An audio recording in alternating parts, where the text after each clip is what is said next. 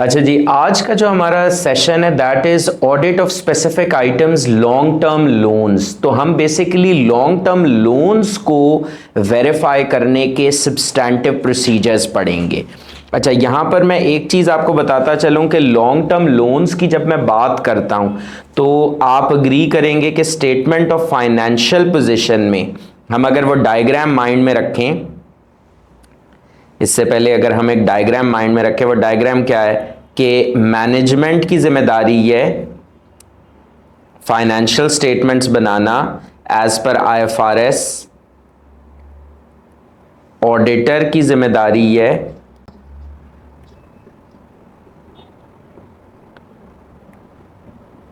Sufficient appropriate audit evidence obtain करना कि क्या financial statements is equal to IFRS हैं या नहीं है, और उसकी बेसिस पर क्या इशू करना, ऑडिट रिपोर्ट इशू करना। किसको ऑडिट रिपोर्ट इशू करना, ऑडिट रिपोर्ट इशू करना टू द शेयर होल्डर्स। ये तो डब्बे अब आपको क्लियर ही हैं। अब मैनेजमेंट की जिम्मेदारी है फाइनेंशियल स्टेटमेंट्स बनाना आईएफआरएस के मुताबिक।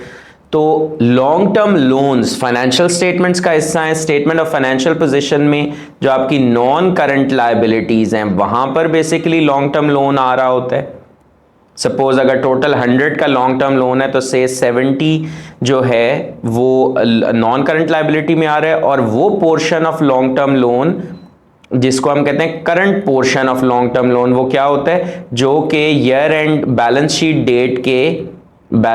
डेट के अगले 12 महीनों के अंदर अंदर पेमेंट जिसकी आपने करनी है, that is the current portion. तो स्टेटमेंट ऑफ फाइनेंशियल पोजीशन में आपके नॉन करंट लायबिलिटीज और करंट लायबिलिटीज आ रही होती हैं, फिर आपके पास इसी से रिलेटेड डिस्क्लोजर्स आ रहे होते हैं। इसकी टर्म्स एंड कंडीशंस के, लोन की terms and conditions for example क्या हैं, इंटरेस्ट रेट क्या है, सिक्योर्ड एसेट्स तो नहीं है कोई, नेचर ऑफ फाइनेंसिंग फैसिलिटी क्या है, उसकी टर्म क्या है, कितनी टाइम का लोन है, नेचर ऑफ फाइनेंसिंग फैसिलिटी। उसके अलावा जो उसकी टर्म है, लोन की जो टर्म है, टर्म का मतलब होता है कितने सालों का लोन है, और उसकी फॉर एग्जांपल कोई डिफॉल्ट तो नहीं हुआ ड्यूरिंग द ईयर उस लोन के ऊपर। ये तमाम चीजें बेसिकली आ रही होती हैं, डिस्क्लोजर्स रिक्वायर्ड है, राइट। फिर उसके बाद जो आपकी स्टेटमेंट ऑफ कॉम्प्रिहेंसिव इनकम है, जो आपकी स्टेटमेंट ऑफ कॉम्प्रिहेंसिव इनकम है, वो बेसिकली जो आपकी स्टेटमेंट ऑफ कॉम्प्रिहेंसिव इनकम है उसके अंदर आपके पास आ रहे होते हैं फाइनेंस कॉस्ट। आपके पास आ रही होती है finance cost. Finance cost is basically the interest cost, ठीक है। जो लायबिलिटी होती है उसमें प्रिंसिपल एंड इंटरेस्ट का कंपोनेंट शामिल होता है, और स्टेटमेंट ऑफ कॉम्प्रिहेंसिव इनकम में आ रही होती है फाइनेंस कॉस्ट। फाइनेंस कॉस्ट क्या होती है, जो आपका बेसिकली इंटरेस्ट चार्ज है आउटस्टैंडिंग बैलेंस के ऊपर। तो ये बेसिकली वो एफएसएलआईज और ये वो चीजें हैं जो कि बेसिकली फाइनेंशियल स्टेटमेंट्स में आ रही होती हैं, और मैनेजमेंट की जिम्मेदारी है ये इंश्योर करना कि फाइनेंशियल स्टेटमेंट्स आईएफआरएस के बराबर हों। ऑडिटर की क्या जिम्मेदारी है, ऑडिटर की जिम्मेदारी है सफिशिएंट अप्रोप्रिएट एविडेंस ऑब्टेन करना कि ये जो सारी स्टेटमेंट ऑफ फाइनेंशियल पोजीशन में जो बैंक बोरिंग से रिलेटेड जितनी तफसीलात आ रही हैं, ये एफएस क्या आईएफआरएस के बराबर हैं या नहीं है, ये एफएस क्या आईएफआरएस के बराबर हैं या नहीं है, इसका बेसिकली जवाब निकालना। अच्छा, अब इधर आपके पास जो आपने एज एन ऑडिटर ये डिटरमिन करना है कि क्या फाइनेंशियल स्टेटमेंट्स आईएफआरएस के बराबर हैं या नहीं है, ठीक है। आपने बेसिकली इस क्वेश्चन का आंसर निकालना है कि क्या फाइनेंशियल स्टेटमेंट्स आईएफआरएस के बराबर हैं या नहीं है। तो इसके लिए आपको बेसिकली आपको क्या करना है, sufficient appropriate audit evidence gather करना है। सफिशिएंट अप्रोप्रिएट ऑडिट एविडेंस हासिल करने के लिए आपको क्या करने पड़ेंगे, ऑडिट प्रोसीजर्स परफॉर्म करने पड़ेंगे, ऑडिट प्रोसीजर परफॉर्म करने पड़ेंगे। अब कल की क्लास में अगर आप रिकॉल करें तो हमने, या जो सॉरी ये वाला कट कर देना, कल की क्लास में हमने ऑडिट प्रोसीजर्स को ड्राफ्ट करने का एक तरीका सीखा है कि audit procedure is equal to A plus B plus C. Audit procedure की ड्राफ्टिंग का क्या तरीका है, it's is equal to A plus B plus C. मतलब आप दुनिया में कभी भी कोई ऑडिट प्रोसीजर जब लिखने लगेंगे तो आपको पता होना चाहिए कि उसमें कुछ ना कुछ ए में से आएगा, कुछ ना कुछ बी में से आएगा, और कुछ ना कुछ सी में से आएगा, document, person, process and tangible assets. जबकि सी क्या है, सी क्या है, purpose of the audit procedure, या जिसको मैंने आपको सिखाया था what is the auditor looking for. मतलब अगर वो एक डॉक्यूमेंट इंस्पेक्ट कर रहा है तो उस डॉक्यूमेंट में वो एग्जैक्टली क्या ढूंढ रहा है, उस डॉक्यूमेंट में वो एग्जैक्टली क्या ढूंढ रहा है, what is the auditor looking for. तो ऑडिटर या तो अगर कंट्रोल्स की टेस्टिंग कर रहा है तो कंट्रोल्स की इफेक्टिवनेस को देख रहा होगा, या ऑडिटर कोई ना कोई असर्शन वेरीफाई कर रहा होगा, या ऑडिटर कोई आईएफआरएस की रिक्वायरमेंट्स को माइंड में रखेगा और उनकी कंप्लायंस को चेक करेगा, या फिर अगर आइजाज में लॉन्ग इस एरिया के ऊपर जिस पे आपने प्रोसीजर्स करने हैं कोई प्रोसीजर्स गिवन है तो वो यूज कर लिए जाएंगे। अब आज हम पहली दफा अप्लाई करने लगे हैं अपनी टेक्निक को, हम पहली मर्तबा अप्लाई करने लगे हैं अपनी टेक्निक को। और वो जब हम टेक्निक अप्लाई करने लगे हैं तो क्या है, देखें, लॉन्ग टर्म लोन्स के ऊपर आपने करने हैं ऑडिट प्रोसीजर्स। तो बेसिकली आपने ये वेरीफाई करना है या इस चीज के बारे में उन प्रोसीजर्स के थ्रू सफिशिएंट अप्रोप्रिएट एविडेंस लेना है कि लॉन्ग टर्म लोन्स की जो अकाउंटिंग है फाइनेंशियल स्टेटमेंट्स में जो मैनेजमेंट ने की, जो डिस्क्लोजर्स दिए, क्या वो आईएफआरएस के बराबर हैं या नहीं है, राइट। अच्छा, अब इसके लिए हम डिफरेंट अप्रोचेस यूज कर सकते हैं। ये जो सी के अंदर आ रही है ना चीजें, वो आपको बेसिकली सोचने की डायमेंशंस या डायरेक्शंस बताती हैं। वो आपको क्या बताती हैं, सोचने की डायमेंशन या डायरेक्शन। अच्छा, आज जो मैं आपको लॉन्ग टर्म लोन सिखाऊंगा वो मैं आपको सिखाऊंगा असर्शंस की मदद से, और साथ साथ हम देखेंगे आईएफआरएस को भी क्या हम यूज कर सकते हैं, साथ साथ हम देखेंगे कंट्रोल्स को भी। लेकिन प्राइमरी जो बेस मैं बनाऊंगा ना वो असर्शंस को बनाऊंगा। जो मैं प्राइमरी बेस बनाऊंगा वो किस चीज को बनाऊंगा, असर्शंस को बनाऊंगा। अच्छा, आइजाज पे मैं फेर रहा हूं एक क्रॉस, क्योंकि कोई स्पेसिफिक आइजा नहीं है जिसने मुझे, देयर इज नो स्पेसिफिक आइजा जिसके अंदर audit procedures on long term loans mentioned हूं। मेरे पास कोई स्पेसिफिक आइजा नहीं है जिसमें लॉन्ग टर्म लोन्स के ऊपर जो ऑडिट प्रोसीजर्स हैं वो मेंशन्ड हूं। बात समझ में आ रही है। मेरे पास ऐसा कोई स्टैंडर्ड नहीं है, तो इसको तो मैं छोड़ देता हूं। पीछे रह गया मेरे पास assertions, IFRS and controls. Assertions को मैं अपनी बेस बनाता हूं सबसे पहले। तो सबसे पहले असर्शंस में अगर मैं आऊं तो मेरे पास असर्शंस में है क्या क्या चीज। मेरे पास असर्शंस में है कंप्लीटनेस असर्शन, मेरे पास असर्शन में क्या है, एग्जिस्टेंस, मेरे पास असर्शन में क्या है, एक्यूरेसी, वैल्यूएशन एंड एलोकेशन। मेरे पास असर्शन में है राइट्स एंड ऑब्लिगेशंस। मेरे पास असर्शंस में है प्रेजेंटेशन। मेरे पास असर्शंस में है क्लासिफिकेशन। ठीक है, ये कुछ असर्शंस हैं जो कि मुझे एज एन ऑडिटर क्या करनी है, वेरीफाई करनी है।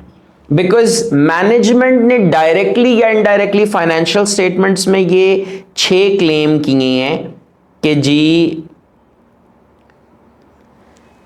तमाम borrowings, long term loans completely record हुए हैं, कोई ओमिशंस नहीं है। जो रिकॉर्ड हुए हैं वो एक्चुअली एग्जिस्ट करते हैं, जो रिकॉर्ड हुए हैं करेक्ट अमाउंट, करेक्ट वैल्यू पे रिकॉर्ड हुए हैं। They are actually the obligations of the entity. उनकी क्लासिफिकेशन ठीक है, करंट ठीक पोर्शन में, नॉन करंट ठीक पोर्शन में, और उसकी प्रेजेंटेशन, डिस्क्लोजर्स वगैरह अप्रोप्रिएट है।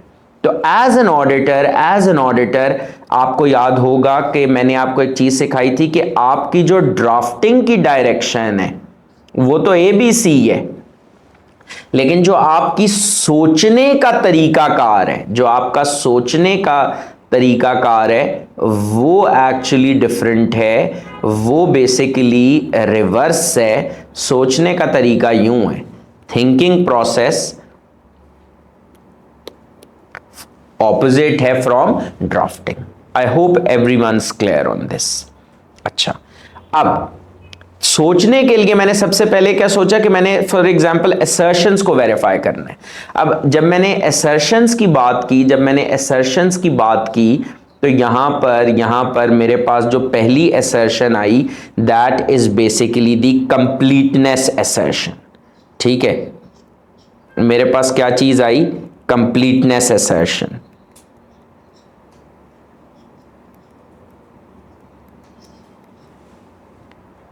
कंप्लीटनेस की असर्शन, ठीक हो गई बात। अब जब मेरे पास आई कंप्लीटनेस असर्शन तो मुझे देखना है कि मैं किस तरह से इंश्योर कर सकता हूं कि वो तमाम लायबिलिटीज जिनको रिकॉर्ड होना चाहिए था, क्या वो रिकॉर्ड हुई या नहीं। इन अदर वर्ड्स मैं ये कहना चाह रहा हूं कि इसके अलावा और मेरे पास कोई लोन्स नहीं है। अच्छा, फाइनेंशियल, ये तो आपके पास फाइनेंशियल स्टेटमेंट्स है ना। फाइनेंशियल स्टेटमेंट से पहले क्या बना होगा, ट्रायल बैलेंस। ट्रायल बैलेंस से पहले क्या बना होगा, जनरल लेजर। तो बेसिकली जनरल लेजर का मतलब है टी अकाउंट, बोरोइंग्स का टी अकाउंट या लोन्स का टी अकाउंट, जिसमें एक ओपनिंग बैलेंस होगा, loan received during the year आएगा, loan repayments during the year आएंगी, और at the end of the day आपके पास क्या आ जाएगा, क्लोजिंग बैलेंस आ जाएगा। This is how the loan account works. अब आपने क्या वेरीफाई करना है, कंप्लीटनेस। तो याद रखिएगा आपने बेसिकली ये वेरीफाई करना है कि यहां पर रिकॉर्डिंग कंप्लीट हुई या नहीं, कोई ओमिशंस तो नहीं है।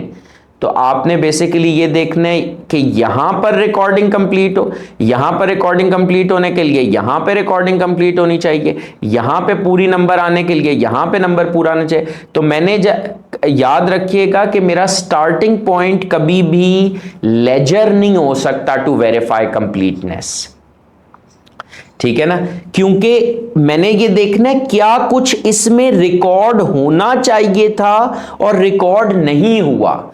सो I need to find out sources outside the accounting records, और वहां से मैं देखूं कि वो मुझे हिंट्स दें कि भाई ये रिकॉर्डिंग हुई है नहीं। फॉर एग्जाम्पल मेरे पास अगर मैं इधर आता हूं मिनट्स ऑफ मीटिंग्स पर, अगर मुझे ये चीज पता है कि कॉन्ट्रैक्ट के लिए बोर्ड के मिनट्स होती हैं, अप्रूवल होता है कॉन्ट्रैक्ट का बोर्ड मीटिंग के अंदर, लोन का अप्रूवल, लोन ऐसा नहीं है कि कंपनी का दिल किया कंपनी बैंक के पास गई लोन ले लिया, नहीं, बोर्ड ऑफ डायरेक्टर्स का अप्रूवल रिक्वायर्ड होता है। तो इसका मतलब है बोर्ड ने डिस्कस किया होगा ये मामला, इसका मतलब है बोर्ड ने क्या किया होगा, बोर्ड ने ये मामला डिस्कस किया होगा। तो जो बोर्ड मीटिंग के मिनट्स हैं, बोर्ड मीटिंग के जो मिनट्स हैं उनको मैं इंस्पेक्ट कर लूं, इंस्पेक्ट कर लूं क्या चीज, मिनट्स ऑफ बोर्ड मीटिंग्स, जहां पर लोन अप्रूवल या लोन रिलेटेड डिस्कशन हो रही है, और फिर ट्रेस कर लूं। उसके बाद क्या करूं इस चीज को ट्रेस करूं जाकर इस लेजर के अंदर कि क्या यहां पर लोन रिकॉर्ड हुआ है या नहीं, तो आई used minutes of the board meeting, something which is outside the accounting records, something which is outside the accounting records, और वहां से मैंने देखा कि भाई बोर्ड मीटिंग में लोन अप्रूव हुआ है, तो क्या यहां पर रिकॉर्ड हुआ या नहीं, right? So this is one way of checking it. दूसरा तरीका आपके पास क्या हो सकता है, जब कर्जा आया होगा तो क्या कैश बुक में कोई एंट्री हुई होगी?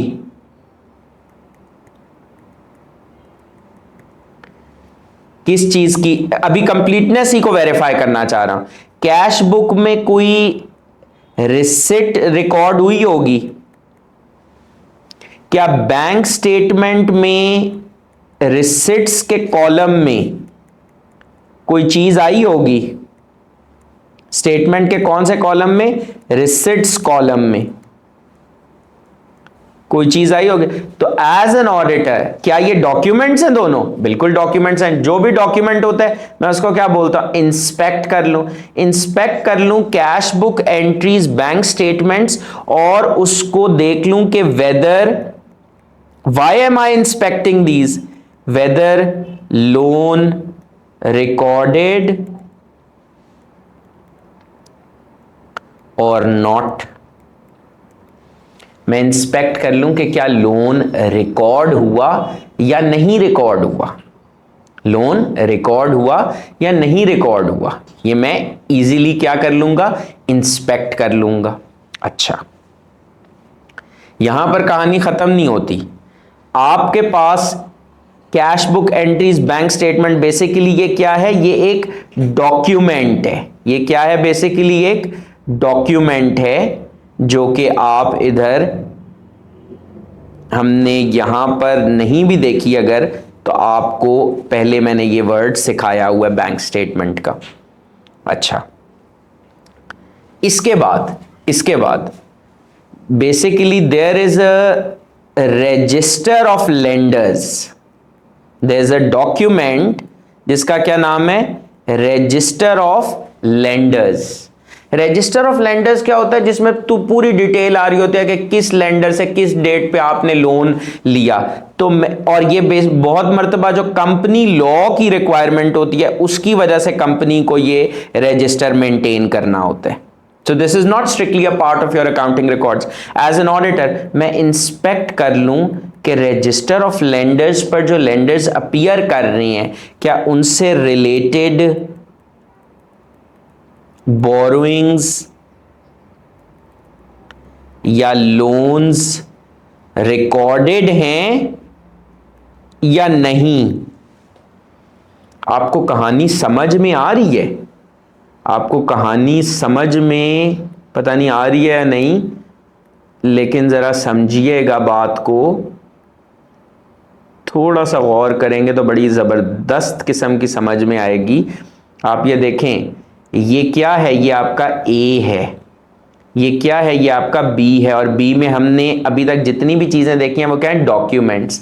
और ये क्या है? ये आपका सी है।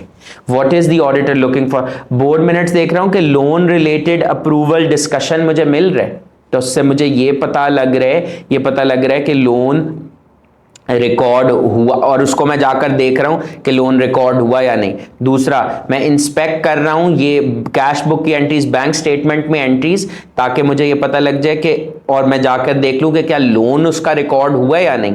मैं जा रहा हूं रजिस्टर ऑफ लेंडर्स पर, उसको इंस्पेक्ट करके देख रहा हूं कि क्या उससे उधर जो बोरोइंग्स हैं, इधर जो बोरोइंग्स हैं वो रिकॉर्ड हुई हैं या नहीं। So you see, I am starting, मेरा जो स्टार्टिंग पॉइंट है that is outside the accounting records और outside the ledger मेरा starting point है, और वहां से basically मैं इस चीज को देख रहा हूं, minutes of board meeting देख रहा हूं, कैश बुक एंट्रीज, वो चाहे कैश बुक एंट्रीज वैसे by the way accounting records का ही पार्ट है, but something that is outside the loans account to be precise. Cash book entries, bank statements, register of lenders, these are all documents जो कि मैं inspect जब करूंगा तो वहां से फिर मैं इधर जाऊंगा, पहले मैं रजिस्टर ऑफ लेंडर देखता हूं, फिर मैं लोन अकाउंट जाकर देखता हूं कि क्या लोन अकाउंट में इस लेंडर के हवाले से बोरोइंग रिकॉर्ड हुई है। मैं मिनट्स ऑफ बोर्ड मीटिंग देखता हूं, फिर मैं लोन अकाउंट जाकर देखता हूं। मैं कैश बुक एंट्री देखता हूं, फिर मैं लोन अकाउंट जाकर देखता हूं। मैं बैंक स्टेटमेंट देखता हूं, फिर मैं लोन अकाउंट जाकर देखता हूं, ताकि मुझे ये एंश्योर हो जाए कि all loans that should have been recorded have been recorded.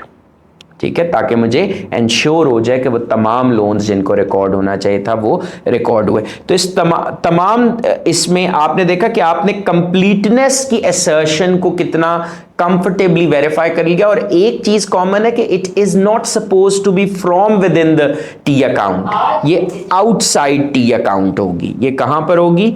ये आउटसाइड टी अकाउंट होगी। अच्छा जी, फर्दर कल की क्लास में हमने लोन्स का एक मूवमेंट स्केड्यूल देखा था। कल की क्लास में हमने लोन्स का एक मूवमेंट स्केड्यूल देखा था और आपको याद होगा कि लोन मूवमेंट स्केड्यूल मैंने कहा था कि it is basically an example of an information produced by the entity. It is an example of information produced by the entity और इसके थ्रू इसकी भी आप पहले क्या करते हैं? कंप्लीटनेस वेरीफाई करते हैं। तो बेसिकली होता क्या है कि ये जो आपके पास क्लोजिंग बैलेंस आ रहा है, इधर जो आपके पास क्लोजिंग बैलेंस आ रहा है इस लोन स्केड्यूल के अंदर, ये वाला नंबर आप जाकर देखते हैं कि क्या लेजर में भी यही नंबर है, ट्रायल बैलेंस में भी यही नंबर है, फाइनेंशियल स्टेटमेंट्स में भी यही नंबर है, और इससे आपकी कंप्लीटनेस वेरीफाई हो जाती है। सो यहां पे भी आप देखिए आपका starting point is a different document as compare to जहां पर रिकॉर्डिंग हो रही है लोन की। ठीक है ना? अगर देखिए आपने ये देखना है कि आपकी किताब में वो तमाम कॉन्सेप्ट्स हैं, आपके नोट्स में वो तमाम कॉन्सेप्ट्स हैं जो कि सिलेबस में इंक्लूडेड है, तो आपका स्टार्टिंग पॉइंट सिलेबस होगा या नोट्स होंगे? आपका स्टार्टिंग पॉइंट सिलेबस होगा। आप सिलेबस में से एक टॉपिक सिलेक्ट करेंगे और देखेंगे क्या वो नोट्स में इंक्लूडेड है। बात समझ में आ रही है? तो ये बेसिकली आपके पास एक कॉन्सेप्ट कंप्लीटनेस का, आई होप सो कि आपको क्लियर हो गया होगा। अच्छा, कंप्लीटनेस के अलावा एक दूसरी असर्शन, तो अगर मैं टिक मार्क कर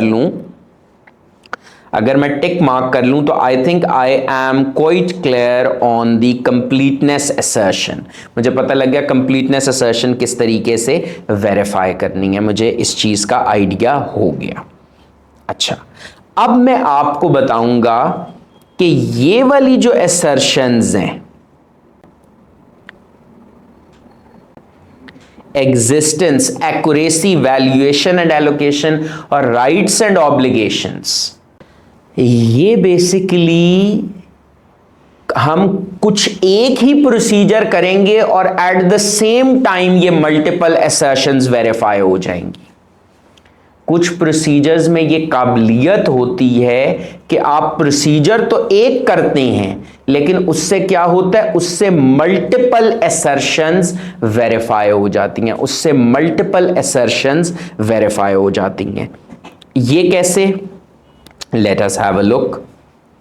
आपके पास ये जो लोन का मूवमेंट स्केड्यूल है ना सर, ये एक बड़ा ही इंपॉर्टेंट डॉक्यूमेंट है for audit purposes. Audit purpose के लिए ये एक बड़ा इंपॉर्टेंट, बड़ा क्रूशियल डॉक्यूमेंट है। उसका रीजन क्या है? उसका रीजन ये है कि इससे आप मल्टीपल असर्शंस वेरीफाई करते हैं। फॉर एग्जांपल, आपके पास जब लोन मूवमेंट स्केड्यूल आया, आपने इसकी कंप्लीटनेस वेरीफाई कर ली। फिर मैंने आपको कल ही सिखाया था कि जब भी इंफॉर्मेशन प्रोड्यूस बाय एंटिटी होती है, आप उसकी वर्टिकल और वेयर एप्लीकेबल हॉरिजॉन्टल कास्टिंग करेंगे। तो वर्टिकल कास्टिंग क्या थी कि आप इन तमाम नंबर्स को प्लस करेंगे, बी में इन तमाम नंबर्स को प्लस करेंगे, सी को प्लस करेंगे, डी में you will do A plus B minus C, और फिर आप इन तमाम को प्लस करेंगे। और करंट, नॉन करंट, सारी क्लासिफिकेशन मैंने आपको सिखाई थी। फिर मैंने आपको बताया कि जी ओपनिंग बैलेंस है, जैसे आपने उसको कंपेयर किससे करना है? Last year audited financial statement से। आपने उसको कंपेयर किससे करना है? Last year audited financial statement से। यहां पर एक और आपको चीज बताता है, जब आप इसको last year audited financial statement से कंपेयर करते हैं ना, तो that also helps to identify omissions, कि कोई ऐसा लोन बैलेंस तो नहीं है जो अनरिकॉर्डेड है, इस स्केड्यूल में नहीं आ रहा। तो this also anything that helps with omission, with detection of omission means कि आप कंप्लीटनेस की असर्शन पे काम कर रहे हैं। तो ये comparison with the last year audited financial statements helps you with completeness. फिर था loan received during the year, जो कर्जा आपको ड्यूरिंग द ईयर मिला उसको आप कैसे मैच करेंगे? You will look at the loan agreement जो आपका बैंक के साथ हुआ, you will look at the bank statement, you will even look at the cash book entries. अब ड्राफ्टिंग क्या है? जितने भी डॉक्यूमेंट्स हैं उससे पहले इंस्पेक्ट लगा दें, inspect loan agreement for the loan received during the year, inspect bank statement for the loan received during the year. A for inspect, B for bank statement, C for purpose of the audit procedure. यहां पर जो loan receive हुआ during the year, जो आपके पास loan receive हुआ during the year, आप उसकी जो अप्रूवल आपने देखा था, अगर ये जो लोन रिसीव हुआ ड्यूरिंग द ईयर, आप इसको बोर्ड मिनट से जाकर, जो लोन रिसीव हुआ ड्यूरिंग द ईयर उसको आप बोर्ड मिनट से जाकर अगर देख रही हैं और ये देख रही हैं कि क्या लोन अप्रूव हुआ था या नहीं, तो आपने कहा मैंने इंस्पेक्ट किए, क्या इंस्पेक्ट किए? बोर्ड मिनट्स इंस्पेक्ट किया, उसमें क्या देखा कि लोन अप्रूव हुआ नहीं। तो strictly speaking what is this? This is a test of control. ये एक टेस्ट ऑफ कंट्रोल है। ये क्या है? ये आपका टेस्ट ऑफ कंट्रोल है। Then loan repaid during the year, loan repayment होगी as per the repayment schedule जो लोन अग्रीमेंट में है। मैं लोन अग्रीमेंट में खास तौर पर कौन सी वाली क्लॉजेस देखूंगा? रीपेमेंट की क्लॉजेस देखूंगा या रीपेमेंट स्केड्यूल देखूंगा? मैं क्या देखूंगा? मैं रीपेमेंट स्केड्यूल देखूंगा। जो लोन रीपे हुआ तो क्या बैंक स्टेटमेंट में नहीं आ रहा होगा? क्या कैश बुक की एंट्री नहीं आ रही होगी? वहां से भी देख लूंगा। उसके बाद मेरे पास आ जाता है क्लोजिंग बैलेंस। मेरे पास क्या आ जाता है? Closing balance. तो एक तो मैंने उसकी प्लस माइनस चेक करके मैथमेटिकल एक्यूरेसी कंफर्म कर ली। दूसरा मैं लेंडर से कॉन्फर्मेशन लूंगा। लेंडर से बैंक को कॉन्फर्मेशन कौन भेजता है? ऑडिटर सेंड करता है कॉन्फर्मेशन किसको?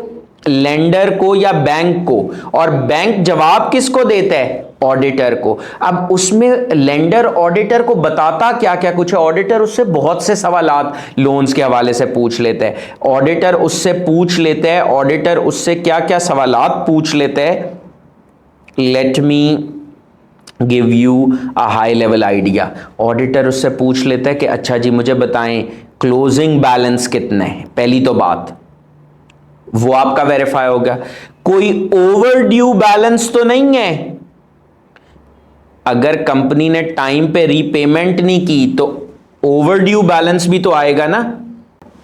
अगर कंपनी ने टाइम पे रीपेमेंट नहीं की, एक तो आपने क्या कंफर्म कर लिया? Closing balance. दूसरी चीज आपने क्या कंफर्म की कि कोई ओवर ड्यू बैलेंस तो नहीं है। ओवर ड्यू बैलेंस क्या होता है? अगर टाइम पर रीपेमेंट नहीं की तो बैलेंस ओवर ड्यू हो जाएगा। अब जैसे ही ओवर ड्यू बैलेंस होगा तो उसके ऊपर late payment charges, LPCs, late payment charges जो हैं वो बेसिकली अप्लाई होते हैं। एलपीसी मतलब लेट पेमेंट चार्जेस अप्लाई उसके ऊपर होते हैं। मतलब उसके ऊपर जो है penalty, basically let payment charges is effectively a penalty which is applied. तो वो भी आपको कंफर्म होगी, क्योंकि फिर आप क्लाइंट को कहेंगे भाई ये पेनल्टी की प्रोविजन रिकॉर्ड करो।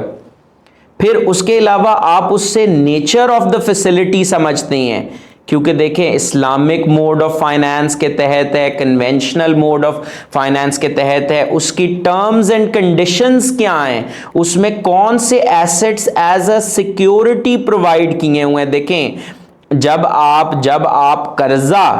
कर्जा लेते हैं ना बैंक से, जब आप बैंक से कर्जा लेते हैं तो बेसिकली कुछ एसेट्स आप एज अ सिक्योरिटी भी प्रोवाइड करते हैं, तो उसका डिस्क्लोजर रिक्वायर्ड है। तो ये भी बेसिकली बैंक आपको कंफर्म करके दे रहा है। बैंक आपको टर्म्स एंड कंडीशंस कंफर्म करके दे रहा है, जिसके अंदर बैंक आपको टर्म्स एंड कंडीशंस कंफर्म करके दे रहा है जिसके अंदर इंटरेस्ट रेट भी फॉर एग्जाम्पल शामिल है, जिसके अंदर इंटरेस्ट रेट भी फॉर एग्जाम्पल शामिल है।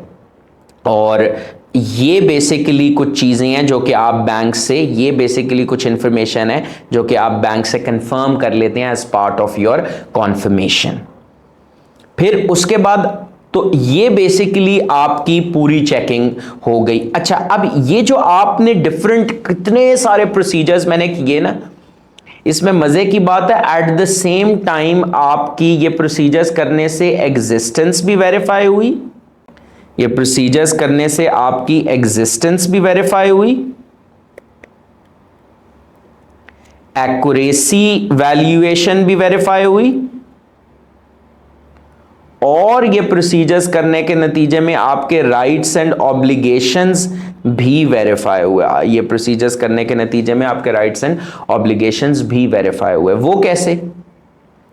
देखें, जब आपने ये जो loan receive during the year था, इसके लिए लोन एग्रीमेंट इंस्पेक्ट किया तो आपको पता लगा हाँ ये लोन एग्जिस्ट करता है।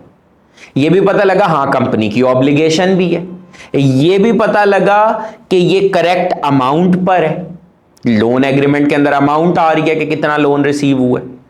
सो यू सी, एक प्रोसीजर किया लेकिन उससे आपकी multiple assertions, you did one procedure लेकिन उससे आपकी क्या हुआ, मल्टीपल असर्शंस वेरीफाई हो गई, उससे आपकी मल्टीपल असर्शंस वेरीफाई हो गई। अभी कॉन्फर्मेशन का जो प्रोसीजर है, बैंक ने आपको कुछ ऐसी फैसिलिटीज बताई, आपने बैंक को कॉन्फर्मेशन भेजी, बैंक ने आपको कुछ ऐसी फैसिलिटीज बताई जो कि आपको पता ही नहीं थी। तो इससे क्या, कुछ ऐसी लोन के बारे में बताया जो आपको पता ही नहीं थे। तो आप कहेंगे all loans that should have been recorded have not been recorded. इसका मतलब है ये कॉन्फर्मेशन के प्रोसीजर से मुझे किसी हद तक कंप्लीटनेस का भी पता लग गया। किसी हद तक कंप्लीटनेस वेरीफाई करने के लिए conformation is not a very good procedure. क्यों? कॉन्फर्मेशन तो भेजी उन लेंडर्स को जाएगी जिसका क्लाइंट आपको बताएगा, कोई ऐसा लेंडर जिसका क्लाइंट ने आपको बताया ही नहीं। तो कंप्लीटनेस किसी हद तक वेरीफाई हो सकती है कि फॉर एग्जांपल आपको कोई ऐसी फैसिलिटी, कोई ऐसी लोन फैसिलिटी का पता लग जाए जो कि मैनेजमेंट ने, क्लाइंट ने आपको बताई ही नहीं, जो कि मैनेजमेंट ने या क्लाइंट ने आपको बताई ही नहीं।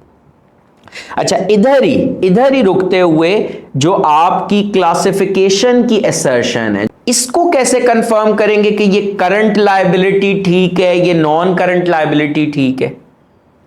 इसके लिए सबसे अच्छा सोर्स है आपका रीपेमेंट स्केड्यूल। इसके लिए सबसे अच्छा सोर्स क्या है? Repayment schedule. ये रीपेमेंट स्केड्यूल आपको कहां दिया जाता है? ये repayment schedule is a part of your loan agreement. What is the repayment schedule looks like? Because बहुत से लोग जब ऑडिट पढ़े होते हैं, उनका प्रैक्टिकल एक्सपीरियंस नहीं होता ऑडिट का, तो दे आर पजल्ड कि what is a repayment schedule. कोई साइंस नहीं है। आपने सपोज 100 रुपए का टोटल कर्जा लिया, ठीक है, जो लोन की टोटल अमाउंट है वो 100 है, एंड यू हैव टू पे इट ओवर 10 इक्वल इंस्टॉलमेंट्स। तो यहां पर आ रही होगी डेट ऑफ रीपेमेंट और यहां पर आ रही होगी इंस्टॉलमेंट। 10 10 10 इस तरीके से आपकी, सपोज छठे साल में आपने 50 रुपए देने हैं, 6 साल का लोन है, तो ये आपका टोटल 100 का। ये जो इस टाइम डायग्राम मैंने बनाई है और यहां पर डेट आ रही होगी कि किस किस डेट को आपने 6 साल के अंदर पे करना है, ये जो डायग्राम मैंने बनाई है, this is known as a repayment schedule. ये आपको कहां मिलेगा? ये आपको लोन अग्रीमेंट के अंदर मिलेगा। ये रीपेमेंट स्केड्यूल आपको लोन अग्रीमेंट के अंदर मिलेगा। तो आप जब इस लोन रीपेमेंट स्केड्यूल को पढ़ लेते हैं तो आपको पता लग जाता है सपोज कि नेक्स्ट 1 ईयर में मैंने 10 रुपए देने हैं, तो मैं जाकर देखता हूं फाइनेंशियल स्टेटमेंट्स में तो 20 रुपए रिकॉर्ड हुए हैं करंट में, तो मुझे डिटेक्ट हो गया कि current portion of long term loan में मिसस्टेटमेंट है। सो मुझे क्लासिफिकेशन पे एक तो इस तरीके से एविडेंस मिलता है। अच्छा, दूसरी चीज ये तो हो गया ना जब सब कुछ अच्छे तरीके से चल रहा होता है, लेकिन समटाइम्स कंपनीज डिफॉल्ट भी कर जाती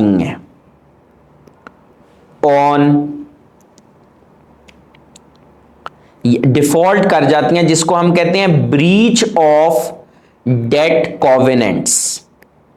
समटाइम्स कंपनीज लोन के रेफरेंस से क्या कर जाती हैं, डिफॉल्ट कर जाती हैं, जिसको हम कहते हैं ब्रीच ऑफ डेट कॉवेनेंट्स। डेट कॉवेनेंट्स क्या होते हैं, सबसे पहले तो ये समझ लें। डेट कॉवेनेंट्स का मतलब क्या है? डेट कॉवेनेंट्स का मतलब है रिस्ट्रिक्शंस। डेट कॉवेनेंट्स का मतलब क्या है? Restrictions imposed by a bank on borrower.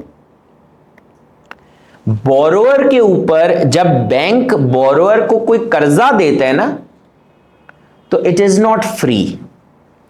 Bank कुछ रिस्ट्रिक्शंस उसके ऊपर इंपोज करता है। फॉर एग्जाम्पल, बैंक जो है वो बोरोअर को कहता है कि भाई आपकी करंट रेशियो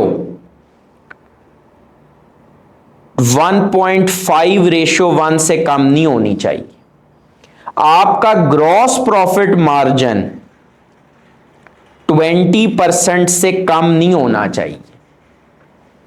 अब हुआ क्या ड्यूरिंग द ईयर, और आपने फॉर एग्जांपल टाइमली रीपेमेंट करनी है।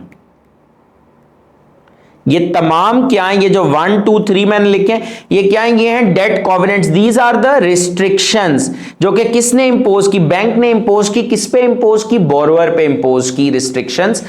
अब बैंक जब ये रिस्ट्रिक्शंस इंपोज करता है, ड्यूरिंग द ईयर क्या हुआ? डिफॉल्ट हो गया। किसने डिफॉल्ट किया? बोरोअर ने डिफॉल्ट किया। इनमें से किसी कंडीशन की खिलाफ वर्जी कर दी, ब्रीच कर दी, नॉन कंप्लायंस कर दी इनमें से किसी डेट कॉवेनेंट की। फॉर एग्जांपल, करंट रेशियो जो है कंपनी का वो हो गया 0.5:1। मुझे बताएं, क्या ये ब्रीच ऑफ डेट कॉवेनेंट है? ये बिल्कुल ब्रीच ऑफ डेट कॉवेनेंट है। अब बैंक ने एक क्लॉज डाली हुई है एग्रीमेंट के अंदर, बैंक ने जो लोन एग्रीमेंट था उसमें क्लॉज डाली कि अगर ब्रीच ऑफ डेट कॉवेनेंट हुआ, entire debt will be immediately repayable. Bank ने क्लॉज ये डाली है कि अभी मैं आपको ये बना के तो दे रहा हूं डेट रीपेमेंट स्केड्यूल के, इतना आप ईयर 1 में पे करें, इतना ईयर 2 में, इतना ईयर 3 में, इतना 4 में, इतना 5 में और इतना 6 में। लेकिन अगर आपने फॉर एग्जांपल ईयर 1 के एंड पे ब्रीच हो जाती है, तो ईयर 1 के एंड पे आपने विद इन नेक्स्ट 12 मंथ्स कितनी अमाउंट पे करनी थी? वैसे 10 रुपए। अब आपको कितनी विद इन नेक्स्ट 12 मंथ्स पे करनी पड़ेगी?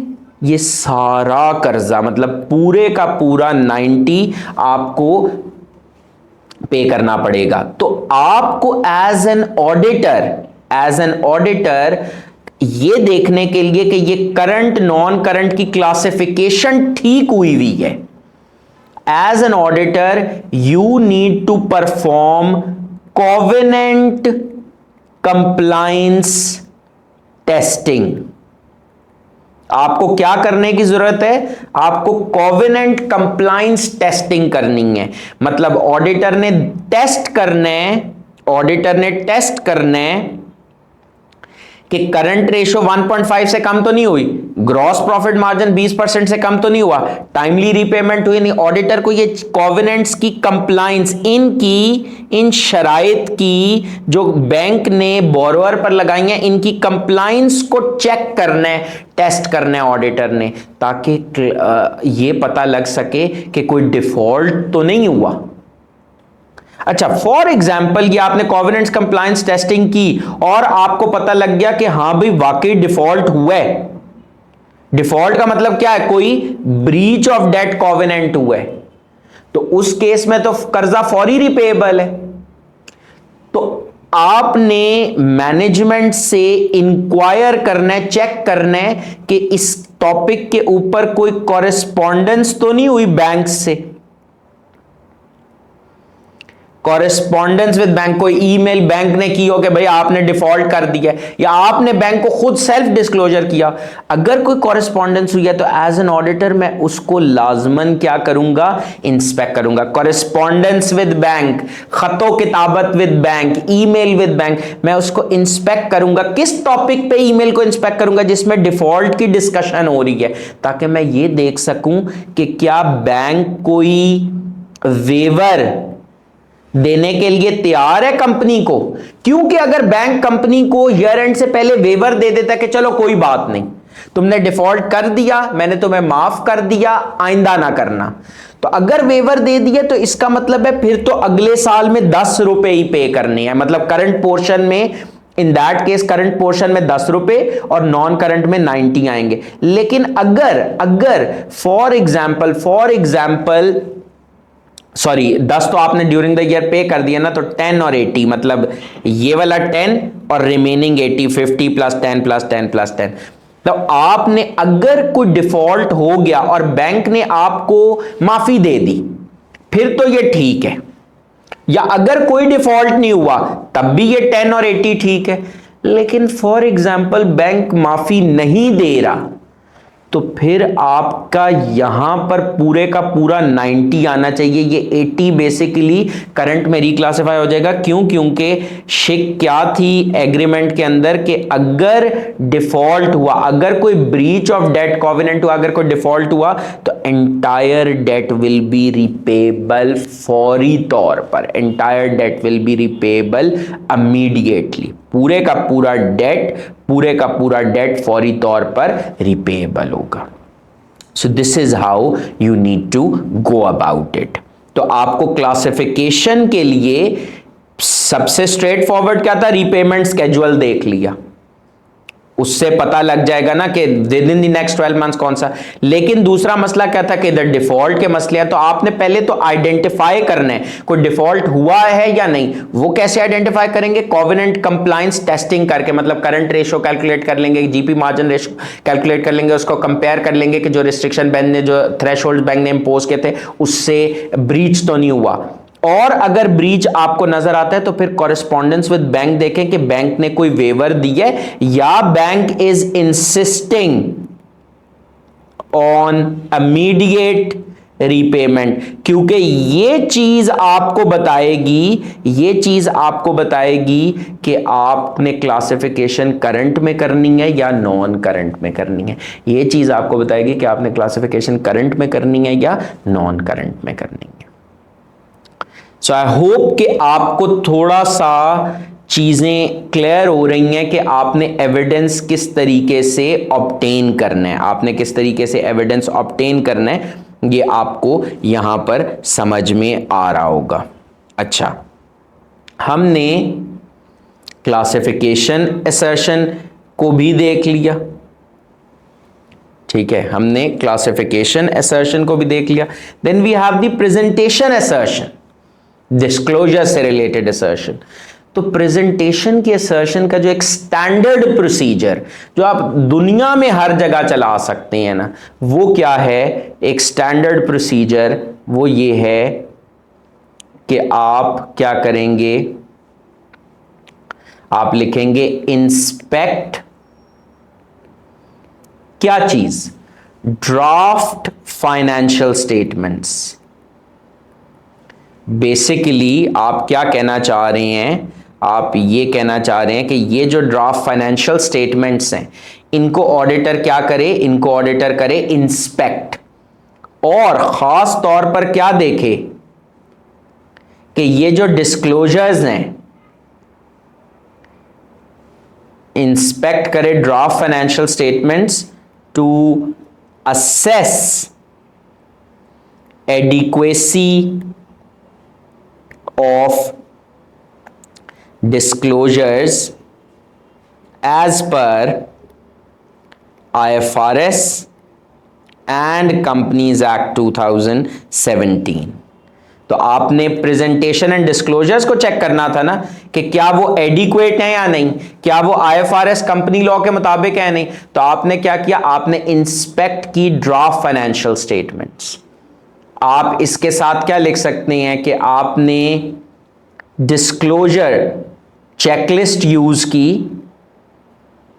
ऑडिटर ने क्या किया, डिस्क्लोजर चेकलिस्ट भी यूज कर सकता है टू फिल कर सकता है disclosure checklist to assess the adequacy of disclosures. अच्छा, ये तो होता है जनरल, लेकिन फॉर एग्जांपल पेपर में वो आपसे ज्यादा प्रोसीजर्स पूछ रहे हैं, तो फिर आप थोड़ा कॉन्टेक्स्ट स्पेसिफिक प्रोसीजर्स बताना शुरू हो जाते हैं। मिसाल के तौर पे फिर आप कहेंगे कि जी लोन से